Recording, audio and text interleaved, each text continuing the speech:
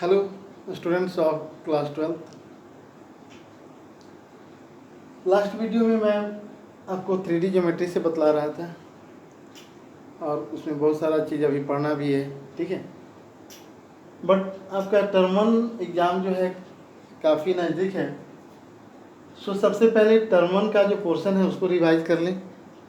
And after revising all the chapters of term we will start again solving question and proving theorem of 3D geometry. तो सबसे पहले term 1 का जो portion है उसके बारे में जान जाएं। फर्स्ट में रिलेशन फंक्शन, जहाँ से आपको 8 मार्क्स का क्वेश्चन रहेगा। सेकंड में है अलजेब्रा, जहाँ से 10 मार्क्स का क्वेश्चन होगा। थर्ड में है कैलकुलस, जहाँ से आपको 17 मार्क्स का क्वेश्चन रहेगा। एंड फोर्थ में है लीनियर प्रोग्रामिंग प्रॉब्लम, जहाँ से 5 मार्क्स का क्वेश्चन रहेगा। टोटल 40 मार्क्स का क्वेश्चन रहेगा और 10 मार्क्स का इंटरनल असेसमेंट, मतलब टोटल 50 मार्क्स का एग्जाम होगा आपका। तो सबसे पहले ये आप समझें कि रिलेशन एंड फंक्शन जो है क्या है। रिलेशन फंक्शन के बारे में आप क्लास 11th में भी पढ़ चुके हैं। So you all must have some ideas related to relation and function. आपको कहीं से भी एमसीक्यू क्वेश्चन रहेगा। एमसीक्यू क्वेश्चन का आंसर देने के लिए सबसे पहले आपको डिफिनीशन फार्मूला तो आपको ध्यान में रखना ही रहेगा, ठीक है।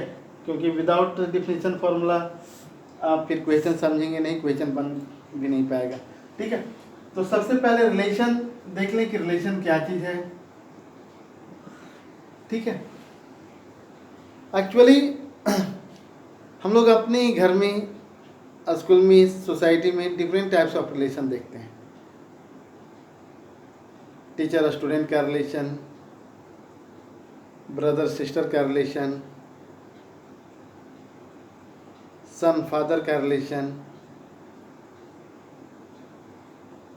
लेकिन यहाँ पे मैथमेटिक्स में रिलेशन को किस तरह से डिफाइन किया गया है वो आप देखेंगे। सबसे पहले जैसे मान लेते हैं कि ये कोई सेट है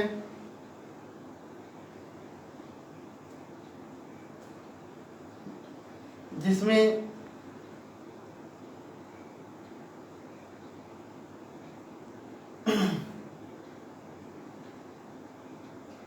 राम, लक्ष्मण और मेघनाथ हैं, और बी जो सेट है इसमें दशरथ और रावण लेते हैं।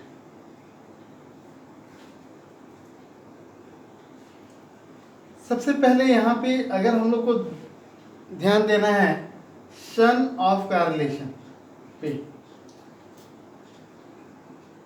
if we have to take care on the relation son of,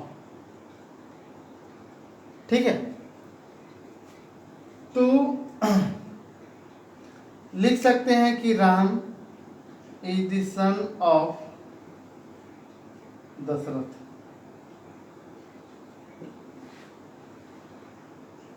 Lakshman is the son of Dasharath, Meghnath is the son of Ravan. अगर सन ऑफ रिलेशन देखना है, अगर सन ऑफ रिलेशन की जगह पे फादर ऑफ का रिलेशन देखना है तो Dasharath is the father of Ram, Dasharath is the father of Lakshman और Ravan is the father of Meghnath लिख सकते हैं। तो कौन सा रिलेशन है उस रिलेशन पे हम लोग को ध्यान देना है। तो रिलेशन सन ऑफ की जगह पे हम लोग एक लेटर कैपिटल आर यूज अगर करें तो यहाँ पे कह सकते हैं कि राम इज रिलेटेड टू अब रिलेटेड टू क्या है, रिलेशन क्या है, सन ऑफ का, तो Ram is related to Dasharath, Lakshman is related to Dasharath,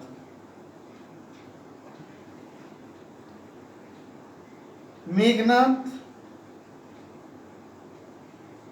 is related to Ravan. अब अगर यहां से आर लेटर को हटाते हैं तो रिलेशन में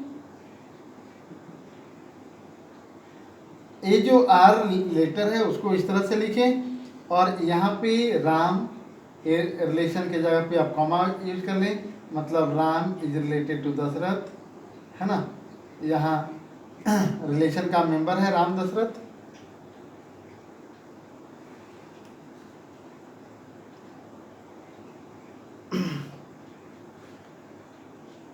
लक्ष्मण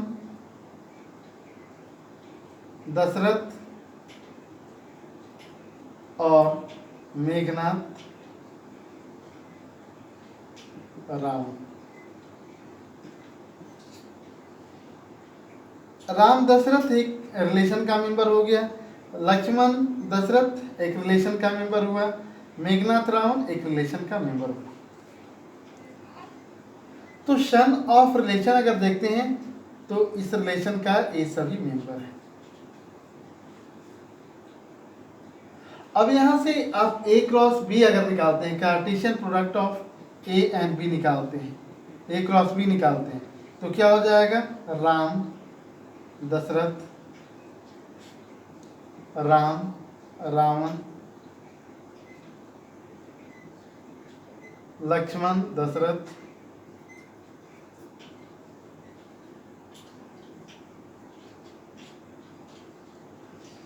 लक्ष्मण रावण,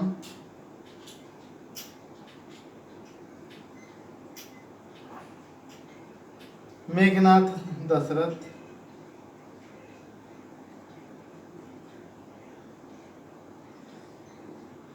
मेघनाथ रावण।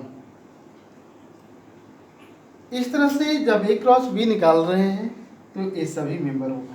अब आप यहाँ से ऑब्जर्व करें, ठीक है, कि आर का जो मेंबर है राम दशरथ, लक्ष्मण दशरथ, मेघनाथ रावण, यह जो सेट है ए क्रॉस बी का सबसेट है। Every element of the set R is also the member of A cross B. तो इस केस में हम लोग कहें कि R is the subset of A cross B. R जो है subset of A cross B. तो यहाँ ए क्रॉस बी का जितना भी सबसेट बनेगा, every subset of A cross B is called relation from A to B. तो यहाँ पे आप डिफिनेशन दे सकते हो कि any subset of A cross B is called relation from A to B where A and B are two non empty sets. तो इसका डिफिनेशन इस तरीके से आप लिख सकते हैं।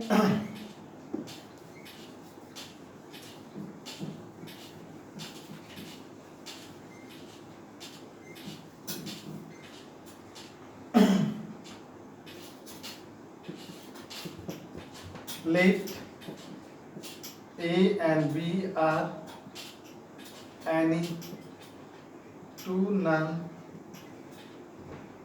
sets, any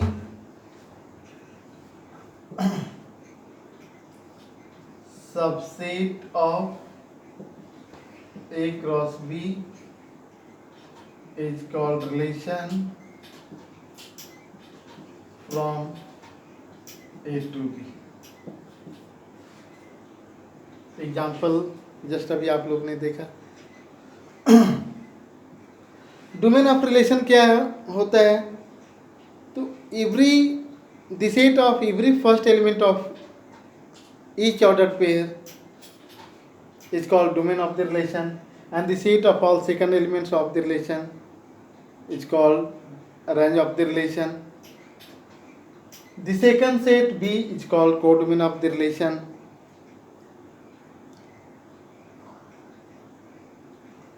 types of relation का बात हम लोग करें तो एम्प्टी रिलेशन या वर्ड रिलेशन क्या होता है, यूनिवर्सल रिलेशन क्या होता है, रिफ्लेक्सिव रिलेशन क्या होता है, ट्रांजिटिव रिलेशन क्या होता है, सिमेट्रिक रिलेशन क्या होता है, इक्विवेलेंस रिलेशन क्या होता है, इक्विवेलेंस क्लास क्या होता है. On all these definitions we have to take care on, because when you see questions of relation and function, तो सम क्वेश्चन में आपको दिखाना होगा कि आप चेक करें कि रिलेशन जो है ट्रांजिटिव है या नहीं, सिमेट्रिक है या नहीं, रिफ्लेक्सिव है या नहीं, इक्विवेलेंस रिलेशन है या नहीं. तो डिफरेंट टाइप्स का आपको क्वेश्चन मिलेगा जहाँ पे ये सब का डिफिनीशन का ज़रूरत पड़ेगा. तो सबसे पहले एक रिलेशन देख लें, एम्प्टी रिलेशन और वर्ड रिलेशन. ठीक है, बहुत सिंपल सा डिफिनीशन है. A relation R is called empty relation on A if R is equal to 5. किसी सेट में रिलेशन R को एम्प्टी रिलेशन कहेंगे अगर रिलेशन में कोई भी मेंबर नहीं होता. ऐसे रिलेशन को हम लोग एम्प्टी रिलेशन कहते हैं. A relation R is called empty relation on set A if R is equal to 5. ठीक है, इसी तरह से है universal relation.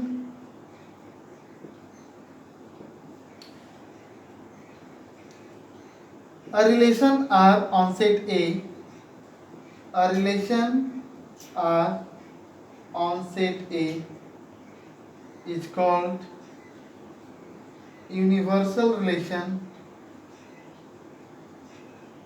if R is equal to A cross A कोई सेट है, R कोई रिलेशन है, R को A सेट में यूनिवर्सल रिलेशन कहा जाएगा if value of R is equal to A cross A. इसी तरीके से हम लोग रिफ्लेक्सिव, सिमेट्रिक, ट्रांजिटिव और इक्विवेलेंस रिलेशन नेक्स्ट वीडियो में देखेंगे. इक्विवेलेंस क्लास होता है क्या है वो भी देखेंगे.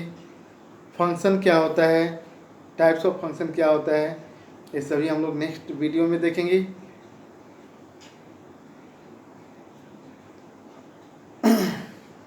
Thank you.